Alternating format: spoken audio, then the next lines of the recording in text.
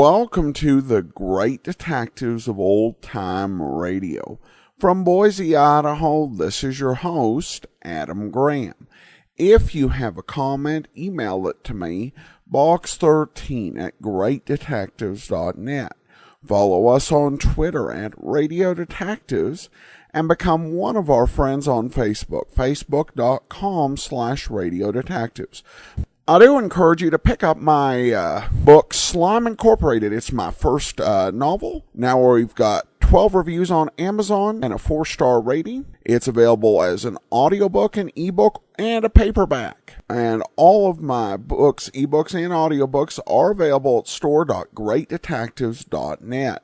Well, now it's time for today's episode of The Avenger, the final episode. From April 12th of 1946, here now is Death Counts 10.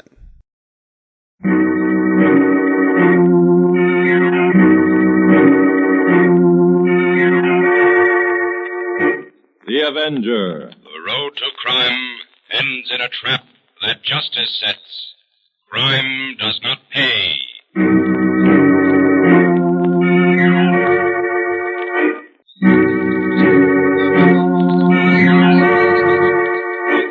The Avenger, sworn enemy of evil, is actually Jim Brandon, a famous biochemist. Through his numerous scientific experiments, Brandon has perfected several inventions to aid him in his crusade against crime as the Avenger. Most remarkable of these inventions is the highly secret diffusion capsule, which cloaks him in the black light of invisibility.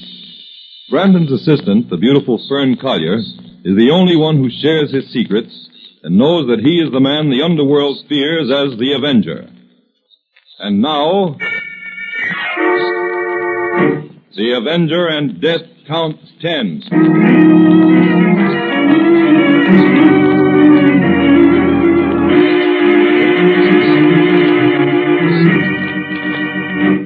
Ladies and gentlemen, this sports broadcast was brought to you from Red Garvin's training camp at Green Lake. As all you sports fans know, Red Garvin meets Silk Ross tomorrow night at Ranley Stadium in the big fight that will decide which of these fighters will meet the champion in 6 weeks. Your sportscaster will be at the ringside tomorrow night, so be sure to tune in. Until then, this is Ted Flory signing off. Good night.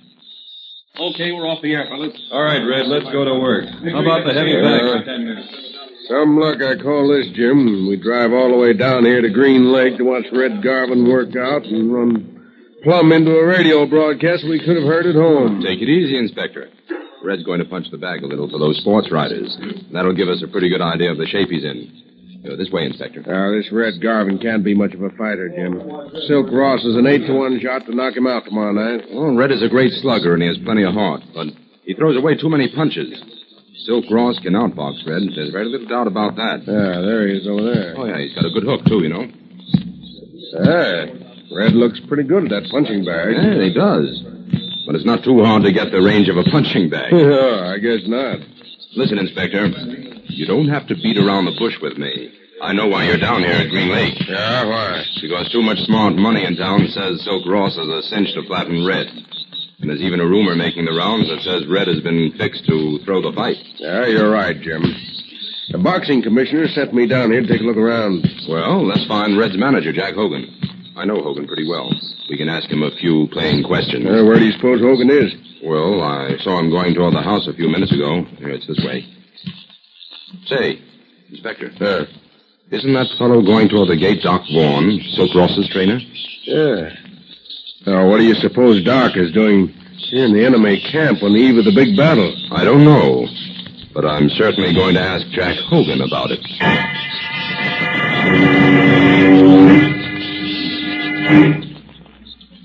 No, I didn't even know Doc Vaughn was hanging around here, Jim. But I've sent for Red. We'll see if he knows anything. Okay, Hogan. Say, where did Inspector White go? Oh, he's out in the yard having a talk with the sports riders. Oh. Say, Hogan, what's your honest opinion about this fight? Ted. Do you think Red has a ghost of a chance against Silk Ross? Sure I do, Jim. If my boy keeps his head out there tomorrow night, there's no... No, here comes Red now. He looks like he's mad about something. What's the matter, Red? Oh, it's that Doc Vaughn, Jack. Yeah? Just waylaid me, offered me a price to take a dive tomorrow night. Why, the dirty... So you didn't lay a glove on him, did you, Red? Nah, but I felt like murdering him. Where's he now? I ordered him out of camp. He had sense enough to make tracks quick. How do you like that Ross outfit? Trying to fix this fight so Silk will be sure to have a chance at the title. Now, you're not going to let them get away with a thing like this, are you, Jack? No. I'll go right into town and have it out with Robbins. He manages Silk. He must be behind this. Now, Hogan, just a minute. Take it easy. We can't take a thing like this lying down, Jim. This is Red's big chance. I'm not going to let anybody muff it. That's just it. If there's any more scandal about this fight, the boxing commission will call it off. Yeah, that's right. What am I supposed to do, Jim? I gotta teach them monkeys a lesson. Hogan, why don't you handle it this way? Let everything ride until after the fight. Yeah. Then you and Red sign a written complaint against Doc Vaughn. That would be the fairest thing as far as Red is concerned. All right, let's do like Brennan says, Jack. I'd have flattened that weasel on the spot, only I didn't want to get into no trouble just before the fight. Okay. But I'll fix Vaughn for this. I'll see to it that he's washed up in the fight game if it's the last thing I do.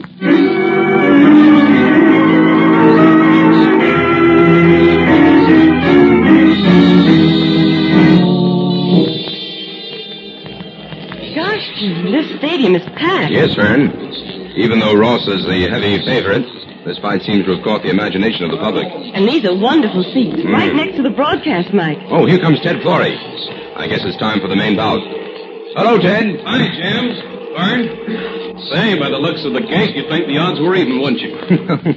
If it turns out to be too dull, we'll just close our eyes and listen to you, Ted. Huh? You know how to make a poor fight sound good. Now, Jim, I call them the way I see them, but I have to keep the audience awake. Oh, look, the fighters are getting into the ring, Jim.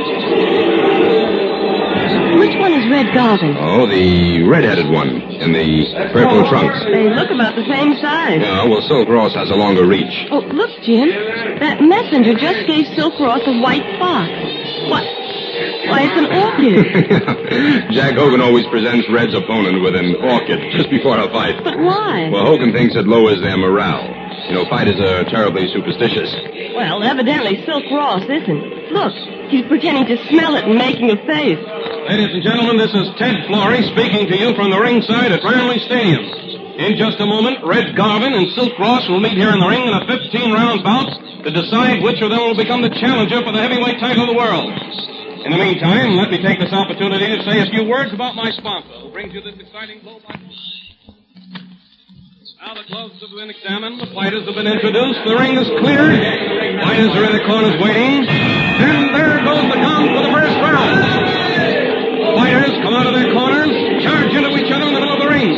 Silk Ross lands a hard right on the jaw of Red Garvin, but Red seemed to ride it with a punch. Red is holding his guard high now, and Silk is trying desperately to move in. Red strikes out with a quick 1-2. The Red and Silk skate, then they go into a clinch. The referee breaks them, and Silk catches Red with a looping right to the temple. Now they begin to counter, and left to right, the flying to back to Fulham. That third round was really exciting. This Red Garvin can slug all right, even if he is a little wild. Red landed a left above Silk's eye in that round and opened it up. And there goes the warning buzzer. Fourth round coming up. Let me see there. Yes, sir, they're mopping Silk's face with a towel. Jack Hogan is giving Red some last-minute instructions. And there goes the guns. They come out for the fourth. And Red throws a left. It goes wild. Now Red is measuring Silk carefully as they move around in the middle of the ring. Both fighters are beginning to look tired. Red attacks with a lightning left and right to Silk's jaw. Silk is shaken. Red pushes his advantage and hits Silk with another straight left, and Silk goes down. Red moves to a neutral corner. The referee starts counting. 4, 5, 6, 7, 8, 9, 10.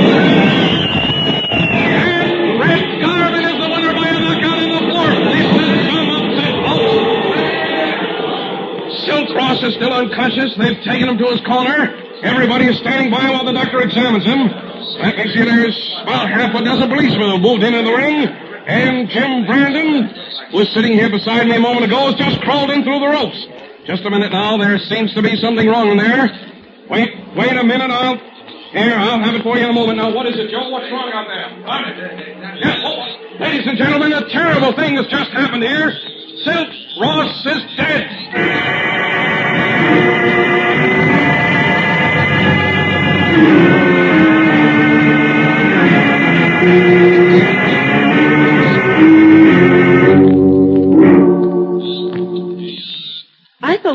the inspector down here at headquarters, Jim. Well, we're to wait for him, Fern. He's checking something for me. Oh, well, in the meantime, suppose you tell me what happened at the autopsy. Silk Ross didn't die from those blows. Red dealt him, Fern. What happened then? Silk was weakened by some kind of gas. Gas? Yes. Something that doped him just enough to slow down his breathing and lower his resistance. When Red hit him, he was knocked unconscious. And the dope prevented a natural recovery. Oh, then Red Garvin won't be held responsible. Oh, not unless it can be proved that Red administered the gas as well as the blow.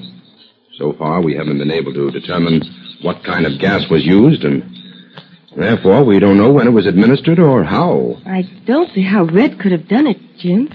Oh, Jim. What about those orchids Red's manager sent Silk? Could they have contained the gas? Remember? Silk smelled them. Yes, I remember that, but we recovered the orchids and tested them. Nothing's doing.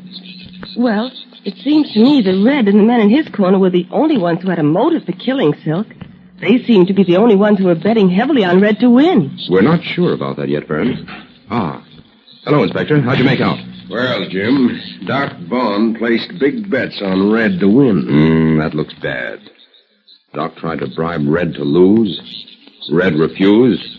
And then Doc turns around and bets money on Red to win. Yeah, it doesn't seem to make sense, Jim. No, except perhaps to keep the odds riding at 8-1. Yeah, then if Red won, Doc stood to clean up. Oh, but Doc was Silk's trainer.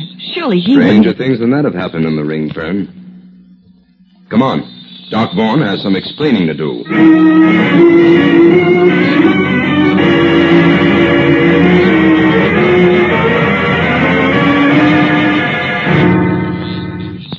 Okay, Brandon, speak plain. What do you want here? Where's Doc Vaughn, Robbins? I don't know. He ducked down after Silk got it. Ducked out? How do you mean that? I mean that Doc paid up what he owed me and drifted. That's all.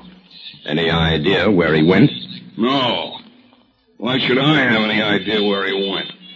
You learned early not to ask any questions in the fight game, Brandon.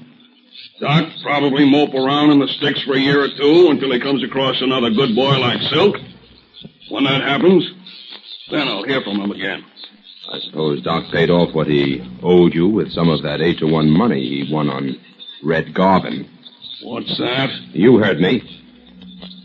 Doc bet a pile on Red to win that fight. And I think you know where he got that betting money. Be careful what you say, Brandon. You know, that's the same as saying Doc and me double-crossed Silk. I don't like that. Listen here, Robbins.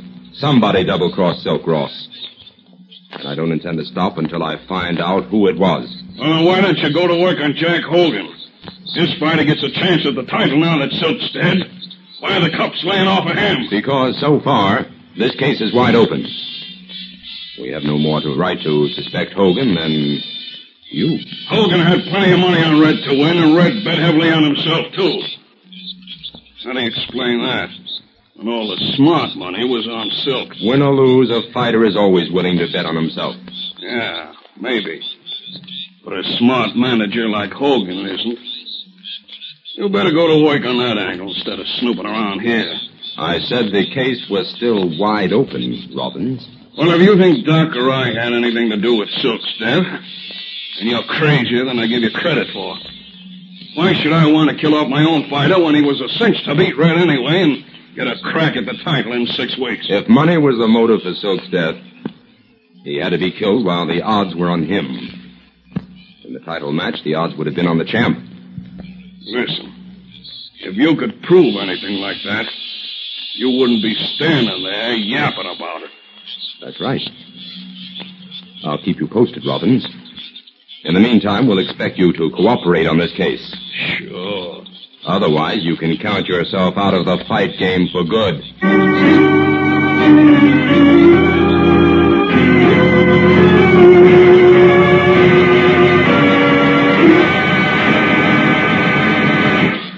Now back to the Avenger and Death Counts 10.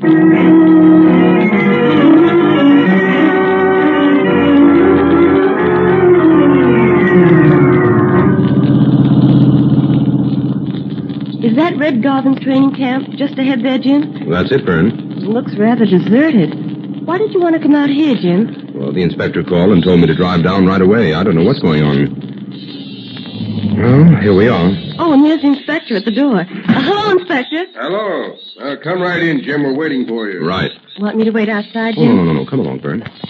I'm glad you made it in time, Jim. Come inside.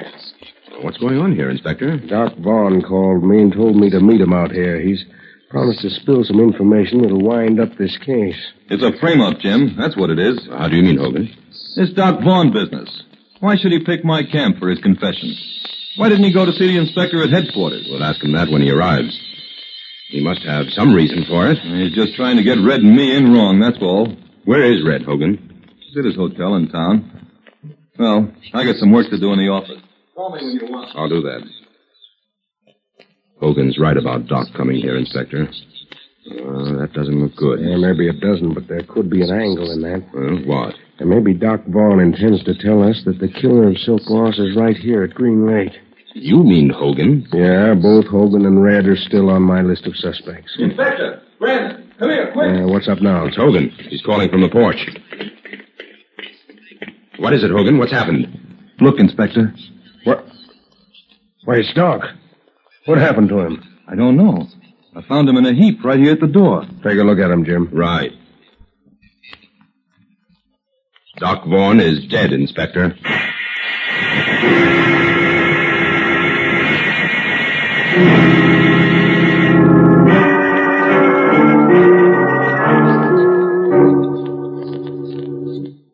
Cy will run off the fight pictures for us in a minute, Fern. Jim, why do you want to see the pictures of the fight?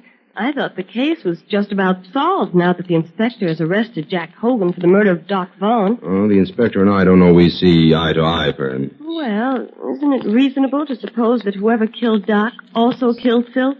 Yes, that's reasonable enough. Doc and Silk died from the effects of the same gas. Then it must be Hogan. Why, he was the only one who was on the spot when Doc died. Now, I think Doc was going to expose Hogan as Silk's killer. So, Hogan murdered him before he had a chance to talk. Well, for the time being, that's exactly the way the case stands. Go ahead, Cy. Give us the first round, and then jump to the end of the third. Oh, look, Jim. There we are in the first row. Huh? Oh, Ted Flory moved right between us and the camera. Never mind us, young lady. Keep your eye on the fighters. All right.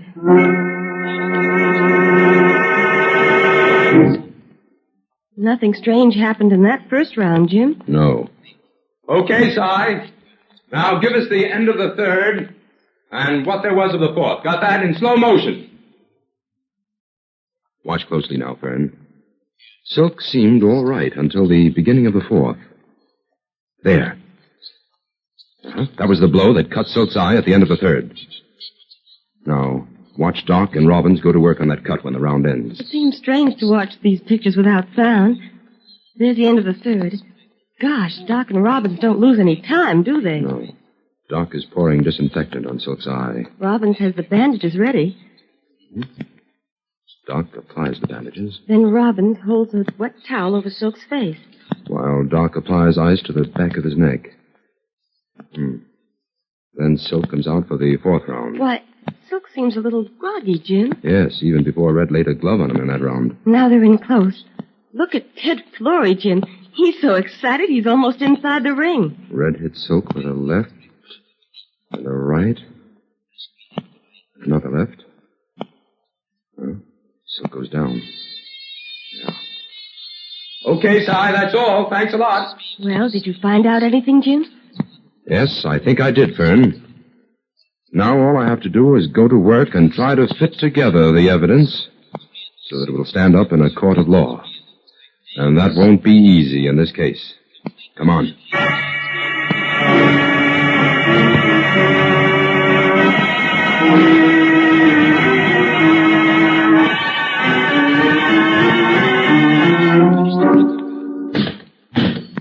Well, how's it going, Red? Oh, it's you, Brandon, huh? Now that you've been cleared in Silk's death by the boxing commission and the police, are you going to take on the champ? I don't know yet. With Jack Hogan in jail, I don't think I stand a chance to beat the champ. Guy needs a smart manager in his corner to win the title bout. Well, it seems a shame for you to pass up a chance at the title, Red, after working so hard for it. Yeah, but there ain't much I can do about it. Well, I think if I were in your shoes, Red, I'd get myself a smart manager and take that fight.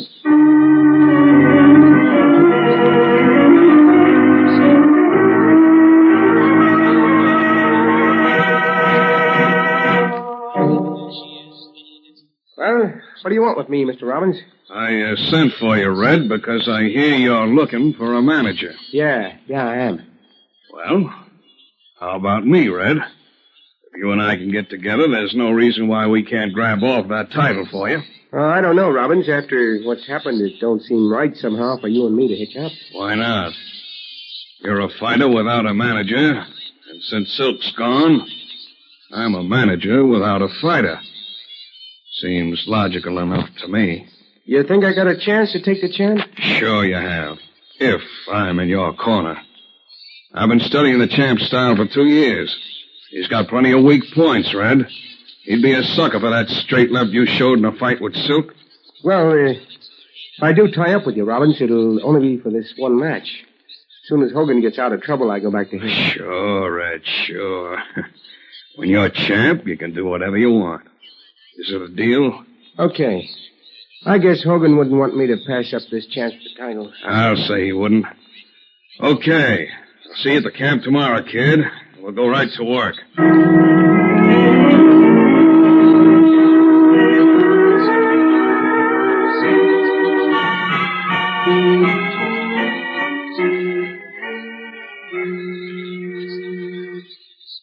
Well, Jim, is that small bottle the inspector's men found at Red's training camp a clue? It certainly is, Fern. This bottle proves conclusively how Silk and Doc were murdered. It contained a deadly gas formed from chlorine and carbon monoxide. It can be condensed to a liquid, and when inhaled has serious respiratory effects. If enough is inhaled, it can cause almost instant death. That certainly sounds like the murder weapon, Jim. But who could have administered it? I think I know how that was done, Fern. Get the car out. We're going to make another trip to Green Lake.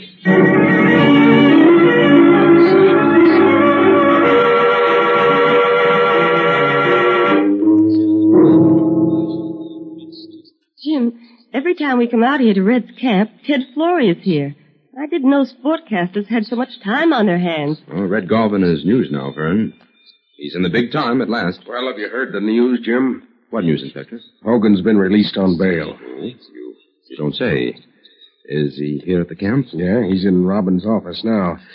I don't like the looks of this at all, Jim. There's sure to be trouble here. Robbins has moved in, you know, and Hogan hates him like poison. Where are you going now, Inspector? I'm going to warn Robbins that Hogan is here. I'll see you later, Jim. Right. I don't understand this, Jim. Why in the world did they let Hogan out of jail? I bailed him out, Fern. You bailed him out. Why? It was the only way to bring things to a head here.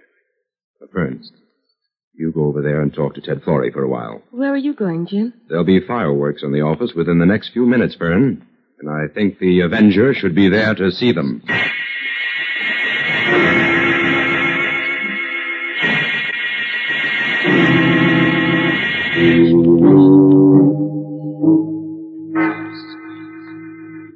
What kind of a double-dealing game do you think you're playing, Robin? No, take it easy, Hogan. You're all wrought up, and you got the wrong slant on it. No, I'm just beginning to see through this mess.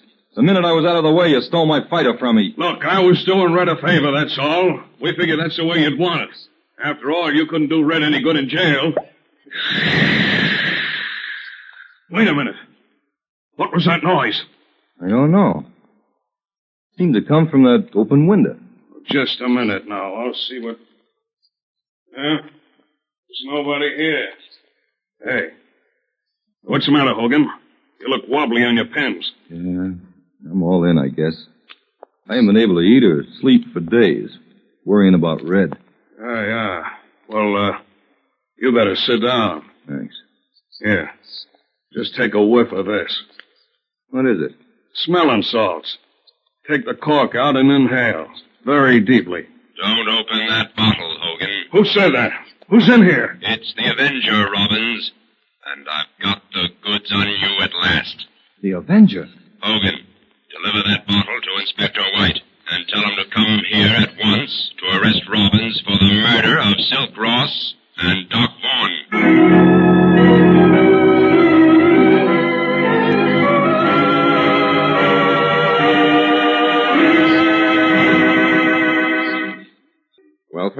Here are the notes on the Robbins case.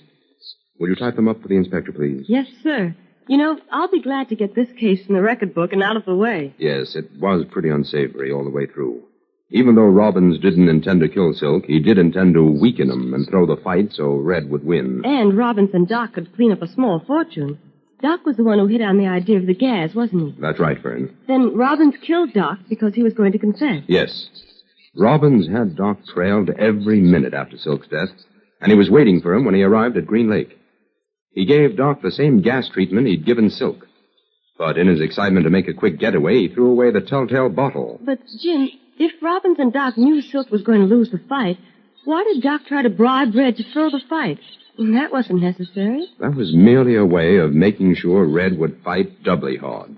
They wanted to make certain the fight would go 3 rounds at least, so that when Silk weakened, it wouldn't look phony. Jim, what was the clue that told you Robbins was guilty? In the moving pictures of the fight, it was evident that Silk was perfectly all right until Robbins held that towel over his face just before the 4th round. When the inspector's men found that bottle that had contained the gas, I realized that could have been used on the towel. All the symptoms checked. Well, I'm glad Robbins won't be around when Red fights for the title. After your experience at that last fight, I don't suppose you'll be present either. Why, what do you mean, Jim? I've already ordered our tickets. I love seeing myself in the movies.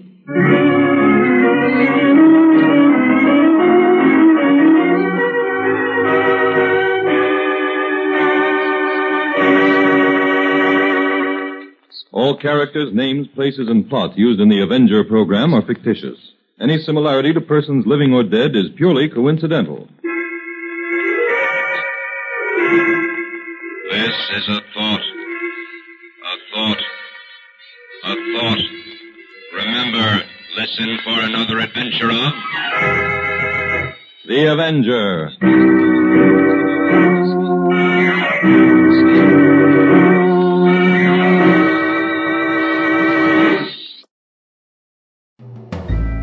This is Andrea J. Graham, author of the Web Surfer series. Oh, and a Madam's Wife. You're listening to the Great Detectives of Old Time Radio.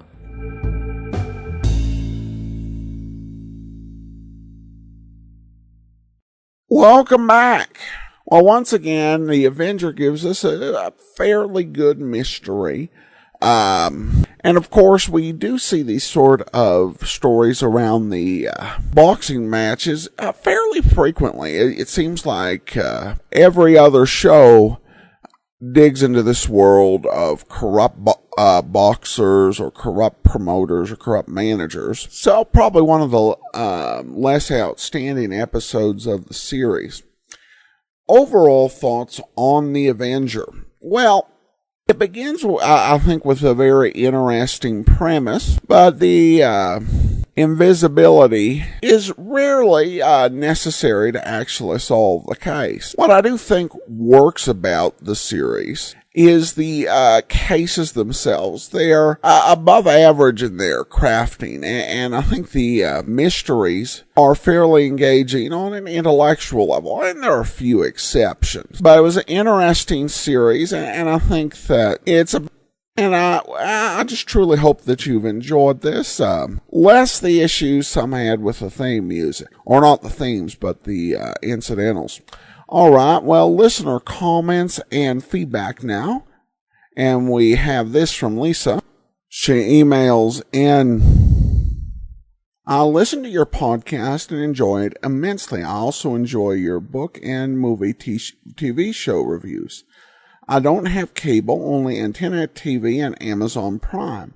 I usually have a lot of war movies ready to watch. Today I watched Murder by Decree, 1979, with Christopher Plummer and James Mason about Jack the Ripper, Sherlock Holmes. It is excellent. Not sure if you've ever reviewed it, but I thought I'd suggest it to you. Well, thanks so much for the suggestion, Lisa, and I do appreciate it. And I've actually seen it around video streaming services. I've never quite gotten to watch it. There are so many Sherlock Holmes movies out there, so it can be hard to know for sure what's worthwhile. But I really do appreciate the suggestion, and I'll see if I can get around to it next time I've got a gap in my viewing schedule. All right, well, that will do it for today. Next week, the lineup returns to the Great Detectives of Old Time Radio with some newly circulated episodes. And we'll be back tomorrow with the Richard Diamond. In the meantime, send your comments to box13 at greatdetectives.net. Follow us on Twitter at Radio Detectives and become one of our friends on Facebook.